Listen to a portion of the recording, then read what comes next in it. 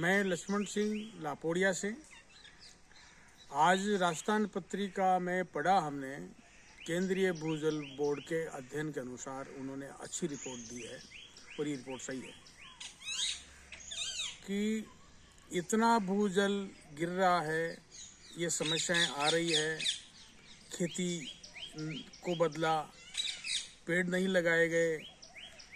अगर हमारी बात सोची जाती है तो हमने 30 बरस पहले ये बात सोच लिया था कि हमारा भूजल गाँवों का अच्छा बनाना है, खेती को बदलनी है, उत्पादन बढ़ाना है, ज़मीन को उपजाऊ करनी है और मकान भी ऐसे बनाने हैं जहाँ पर पानी इकट्ठा हो, छतों का पानी इकट्ठा हो, वो भी हमने तैयारी की है।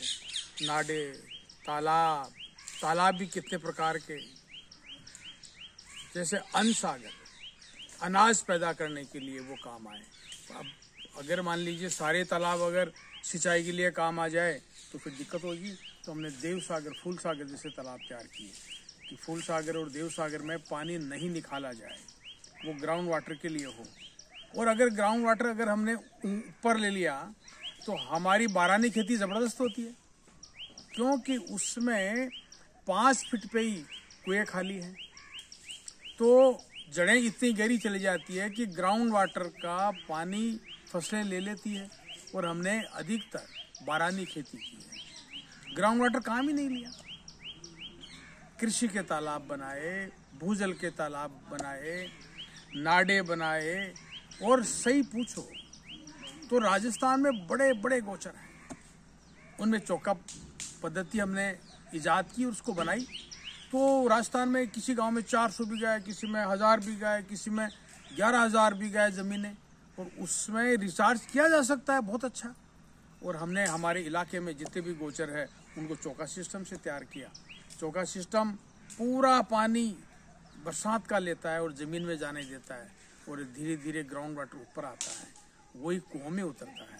हमने कोई बोरिंग नहीं लगाए, हमने सिर्फ कुओं से खेती की। और बहुत सारी खेती तो कुओं से भी नहीं, बारानी खेती की, जिसको नाडा और तालाब कहते हैं, उनसे खेती की। तो हमारे ग्राउंड वाटर तो आज ऐसा है, आप हाथ से पानी पियो। तो इसी साल नहीं, हम कई सालों से हमारे कुएं इतने ऊपर आते हैं कि आप हाथ से पानी पी सकते हैं। और इतना अनाज जो ज़्यादा पानी का है, जैसे गेहूँ है और है, इतना कि आराम से परिवार में काम आए। वरना तो चना बोते हैं, सरसों बोते हैं, मूंग बोते हैं। अब मान लीजिए मूंग हम जुलाई में बोते हैं और बरसात के आधार से होता है, वो 2 महीने में वो कट जाता है। बाजरा बोते हैं, वो भी 2-2.5 महीने में कट जाता है। उसके बाद चना कर लेते हैं, ज्वार बोते हैं। तो हमारा पशुपालन, हमारा ग्राउंड वाटर, हमारे तालाब, हमारे गोचर, इन सबको जिंदा किया। और आज ये इलाका दूदू से लेके मालपुरा तक गजब का है, जिसमें कोई पानी की कमी नहीं है, उत्पादन की कमी नहीं है, ज़मीनें उपजाऊ होती जा रही है, अच्छा पशुपालन है। जब चौका सिस्टम करते हैं ना तो ग्राउंड वाटर तो बढ़ता ही है, तो अच्छे घास भी तो आते हैं, अच्छी फसलें भी तो आती हैं। अगर ग्राउंड वाटर ऊपर नहीं हो तो चना कैसे होगा, सरसों कैसे होगी? वो बिगर पिलाए होते हैं। जहाँ नाडा और तालाब के पास मॉइस्चर कितना होता है, हवा में मॉइस्चर होता है, सर्दियों में ओस पड़ता है, वो जब ग्राउंड वाटर ऊपर होगा तब ओस पड़ेगा। उन बूंदों से फसलें नहाती हैं। सुबह देखो तो पानी पानी मिलता है, वही उन फसलों के लिए बहुत होता है। नेचर ने बहुत अच्छा काम किया है। जिस क्षेत्र में जैसी बारिश, जैसा टेम्परेचर, वैसी ज़मीनें, वैसी वहाँ की बारिश है, वैसे ही वहाँ की फसलें हैं, वैसे ही वहाँ के पशु है, वैसे ही वहाँ के वन्य जीव हैं। और वो हमने ऐसे चीज़ों को किया। हमने देवबनिया लगाई, यहाँ के वन्य जीव सुरक्षित रहें। वहाँ तितलियाँ घूमती है, मधुमक्खियाँ होती है, फसलें अच्छी होती है।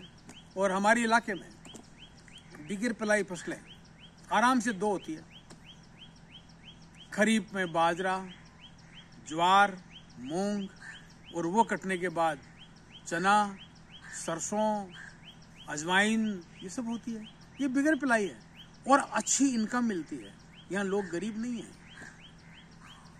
लेकिन जब इस इलाके के बाहर हम जाते हैं तो दुख होता है।